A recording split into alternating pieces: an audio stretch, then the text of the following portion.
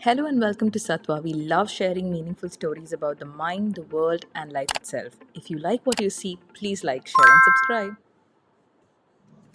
Ever find yourself stuck in your own head, replaying the same thoughts again and again?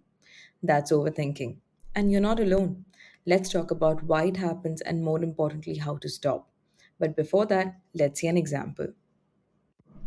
Rohan was having a normal day. Suddenly, he receives a message from his colleague. His colleague had mentioned that he had received Rohan's request, but Rohan wanted to know more. He texted his colleague back and was hoping for a reply immediately. While waiting for his colleague's reply, Rohan started thinking, why isn't he replying? Maybe he didn't like my proposal, which further led to overthinking. Well, it happens when your brain keeps worrying about the past, the future, or what others might think. Even small things can feel huge when you overthink. Overthinking happens when your brain gets stuck analyzing thoughts, situations, or potential outcomes again and again. Psychologically, it's linked to anxiety and fear of uncertainty, perfectionism, and low self confidence. Overthinking is a normal brain response to stress, but when it becomes frequent or intense, it can affect mental health and daily life. Let's see why we overthink. Brain safety mode. Our brain tries to protect us by analyzing everything, but sometimes it gets stuck in what ifs. Fear of making mistakes. We want the perfect choice, so we keep rethinking instead of acting. Uncertainty feels scary. When we don't know what's next, our mind fills in the blanks, often with worry. Overthinking doesn't solve problems, it just keeps your mind busy and stressed. The good news, there are ways to stop it. Let's move to the last segment of the video to know how to stop overthinking.